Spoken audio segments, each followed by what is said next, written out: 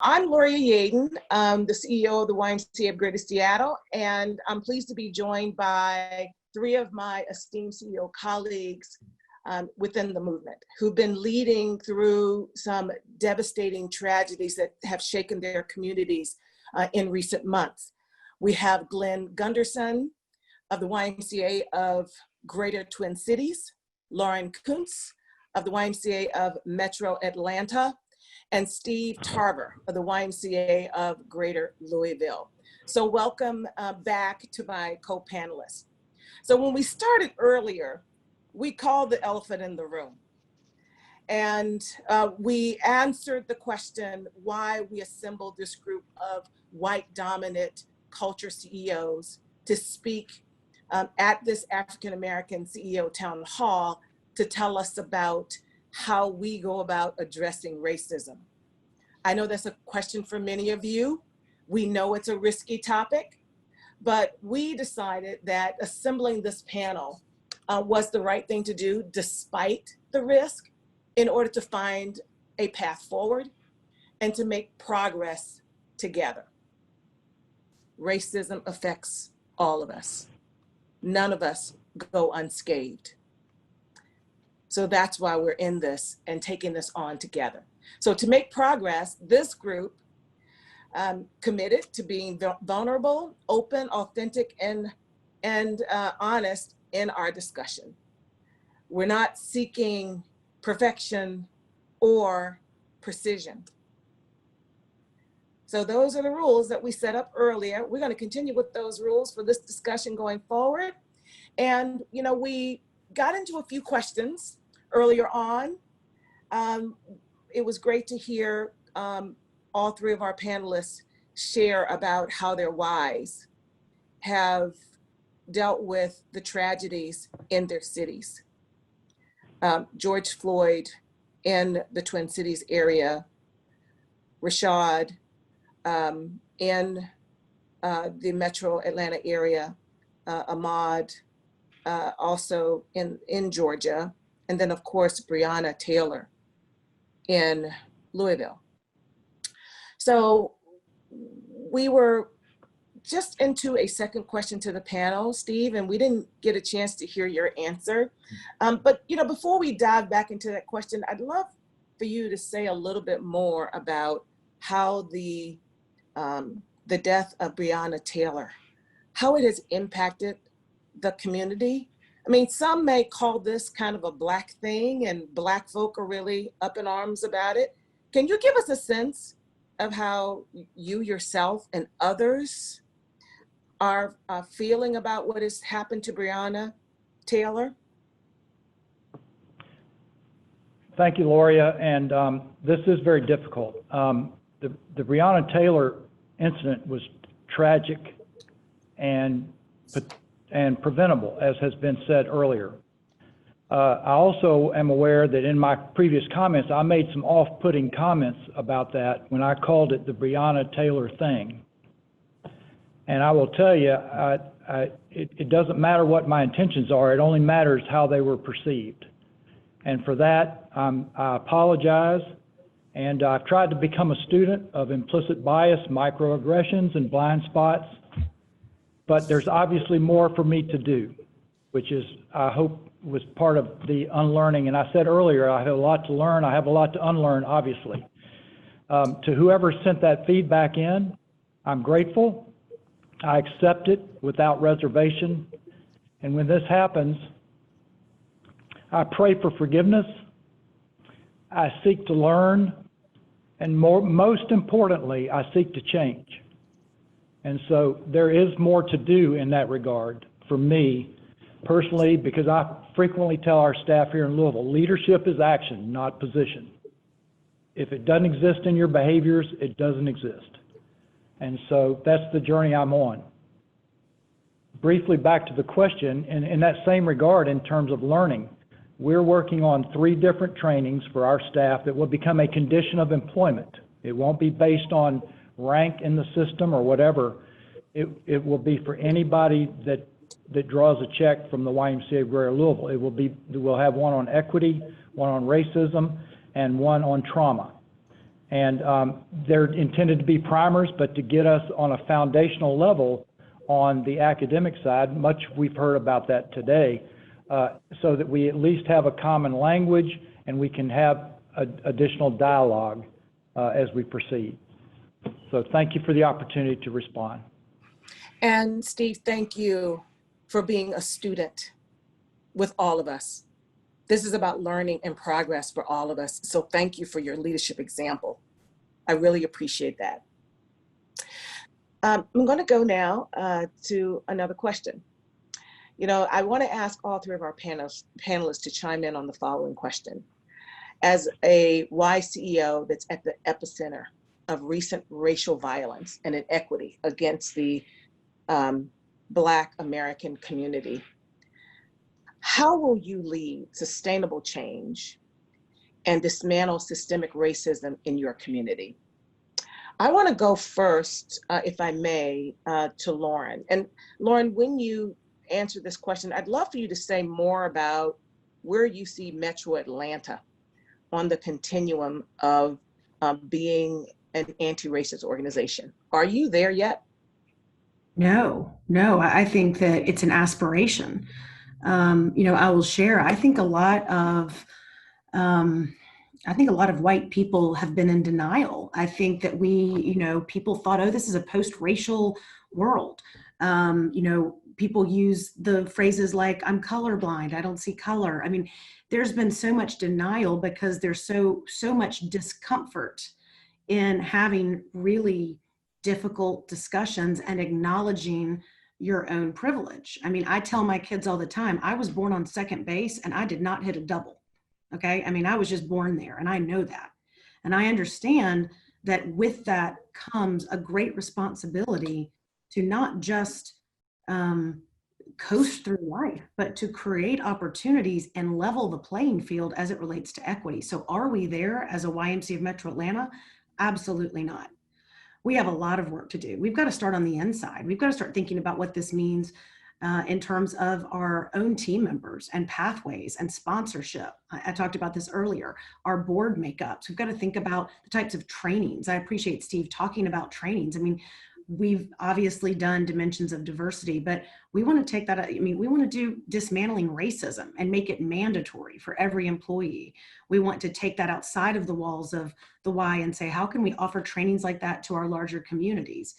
I've thought a lot recently. There was an article that I'm sure many of you have read about the white moderate, right? And that the white moderate is the person who in many ways has held back equity for decades, if not hundreds of years. And the white moderate doesn't want to speak out because it's uncomfortable. The white moderate doesn't want to be too political. The white moderate is afraid that they might lose members or donors or board members.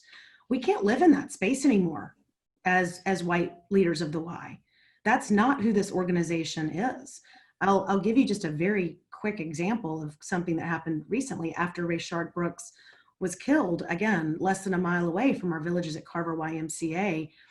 Our staff are hurting and they are raw. And I wanted them to know that I know that they're angry and they're fearful and they're frustrated. And I wanted them to know that I just knew, at least knew it and acknowledge it. So I wrote something from my heart and sent it out to our staff. Inadvertently, it actually was not sent to just our staff, it was sent to all of our members. And I actually think that was serendipity. And I'm so glad it ended up happening because I got about 200 responses back from members. The majority of them were really lovely. They were like, you know, we're so glad that we're a part of an organization that cares about its people and is willing to address issues that are happening in our community right now. And I got some really nasty responses from people. I mean, nasty responses. And I took that, I guess it'll be not quite 2 Saturdays ago, I got up and I sat down in front of my computer and I said, I'm going to respond to every single person who sent me something, whether it was positive or whether it was really negative. And I sent a personal message to each person.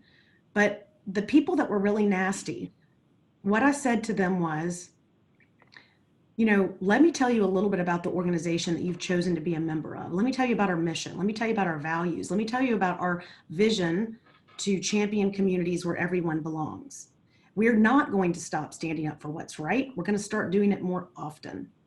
And I've copied your local executive director. And if you're uncomfortable by this and you don't like it, that person can help you cancel your membership, because we might not be the place for you. And I think getting to be an anti-racist organization means being willing to say, we're going to lose members. We may lose donors. We might lose some board members, but you know what? We got to do the right thing.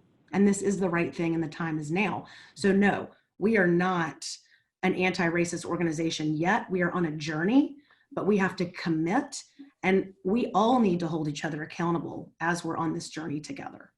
Yes. Lauren, thank you. You know, in Seattle, we say it this way. We're going to stand for all. But membership dues and donations will not be the price of our silence in this. So I think, my sister, we're in the same place. So thank you for that. Glenn, will you take that question? I will, How will you thanks. lead sustainable change and dismantle systemic racism in your community? Sure thing. And thank you, Lauren. Thank you for your transparency. Our why is nowhere near where it needs to be. And this is our time. This is our time inside of the why, and this is our time to get outside of our why and influence community. All lives matter is not recognizing the fact that some lives are being held back by systems. So Black lives matter. And that is going to be an important calling card for us. I really appreciated Lauren's point around, are we an anti-racism organization yet? I'd say the same thing in the Twin Cities. Our desire is to be that, to be an anti-racism organization. And again, we've got a lot of work to do. I'm putting pressure on civic leaders. I mentioned it earlier. Our mayor in Minneapolis, our mayor in St. Paul are going to be great partners to the Y. They have been. The governor of Minnesota is a proud Y member, and he wants to lean in on equity. We're working on a equity center concept in downtown St. Paul to mirror what's been delivered over in Minneapolis, thanks to Hetty's leadership. So we do have to find our way to standing for anti-racism. And what else do we need to do? I think we have to redouble our efforts on equity innovation. I think we have to redouble our efforts on cultural competence. And I think we have to look at every single systemic aspect of operating a Y. Who do we hire? How do we hire them? How do we position them for development? How do we position them for promotion? Who are we serving? Who are we building for? What is the dynamic inside of our community in terms of how the Y sees us reaching out and serving all? How do we generate the level of cultural competency inside of our Y and then push it out so that folks can recognize that they belong? I think our team members need to see themselves in the future of the Y. And right now, far too few of our people of color see themselves in a real influential position, in a position to lead in a transformational way. And that has to change. That's something that we're going to focus on. We're going to take feedback from the ground, from the very closest to the customer within our community and those that are serving our community to help us define and structure that in a better way. Thank you, Glenn. So I have one more question, but as our time winds down, we're going to do this in rapid fire. I'm going to start with Steve. Give me in 30 seconds or less, each of you, why your leadership as a white CEO in the Y movement. Why is your leadership important right now in dismantling and unlearning systemic racism in the community? Thank you, Lauria. I got that last summer. One of the many inputs that I got on this was last summer through a personal experience. I'm a lifelong YMCA person. Started as a lifeguard and swim instructor. Through a chain of events on budgets with our city, they closed their pools. We collaborated with them to open a pool in a primarily Black neighborhood. I spent 4 or 5 hours a week in the water with the children in that neighborhood. I met James, and every day these young people would run up to me and say, Mr. Steve, can you teach me to swim? And I looked at them, and I realized that the only reason that they were not able to swim is because they didn't have the opportunity. They live in a historic redlined community, and it goes back through all the stages that have been previously presented. That's why all lives can't matter and Black Lives Matter until Black Lives Matter, because we don't all come from the same starting point. And that's the journey that we're going to seek. Thank you, Steve. Thank you. Lauren? You know, I think about the body bag that I sit in, right, as a white woman in the South, and my voice matters, and I can say things sometimes that other people can't say, and that's not necessarily right, but it is the case. And I have to be willing to use that platform for this organization and for all of the people that we serve. Because if we truly believe that we are an organization that champions opportunity and access, and that we want people to reach their full potential, then we have to use our own personal platforms, our own voices, and be bold and brave and say, this is what's going to happen. And so for me, you know, I hope I'm the right person at the right time and I can bring that bravery and that boldness. I just think about it through the eyes of every single child in one of our early learning centers deserves to have the education, to be equipped to create their own future. They need to be able to write their own future. No one should write that for them.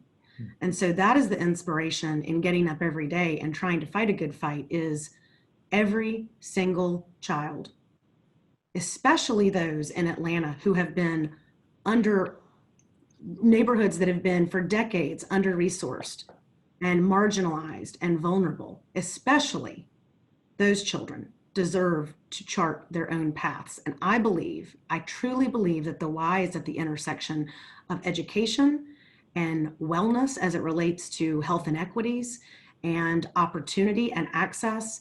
And if we do not take this platform and use it right now, we have lost a tremendous opportunity to do right by the people that we serve. Thank you, Lauren. Glenn, take us home. Okay. Well, if I serve fundamentally and I lead as a white moderate, then I feel my white peers will not feel a mandate, will not understand the mandate for change. And if I do lead that way, I feel our people of color won't see themselves in our future, and they won't manifest the destiny that they ought to have the opportunity to manifest through the Y. And so I go back on the comments of my peers on this call that we have to stand up for something. We have got to stand up, but we can't just use words. Now's the time for us to act. And we've had a healthy debate inside of the Y. We've had a healthy debate inside of our Y and across the country. Is it acceptable now for us actually to take action and to be activists for anti-racism culture going forward? And I would say, yes, we have to act now. Our young team members are demanding it. They're counting on us not to just use words. And they're counting on us to make this a humanitarian issue, not a political issue. And that's what we're going to try to stand by. We have not come close to achieving what we should relative to equity at the YMCA of the Greater Twin Cities. But I have my 1,000% commitment that that's where we're headed. Glenn, thank you. You know, this brings us to the end of the panel. I want to thank my co-panelists for being willing to have these courageous conversations, to empower our movement, make us better, and advance our journey. We hear you, and most importantly, we feel your commitment to leading progress. Thank you for giving us insights on how we can hold ourselves and each other accountable to become an anti-racist organization. Indeed, everyone knows it is a journey. We're all on a journey. Thank you for being vulnerable and open so that we can learn from you and be better as a movement. And to the audience, I want to say to you, thank you from our hearts for accepting us as we are, not expecting perfection today, accepting us where we are in our journey, and for showing us grace. We know that our willingness to be vulnerable will inspire you to engage and get comfortable with making missteps for the sake of progress. This is a journey. I can't say it enough. This is a journey for everyone. We all have the opportunity to learn, grow, make progress, and most of all, extend grace and show humility towards others and inspire their journey.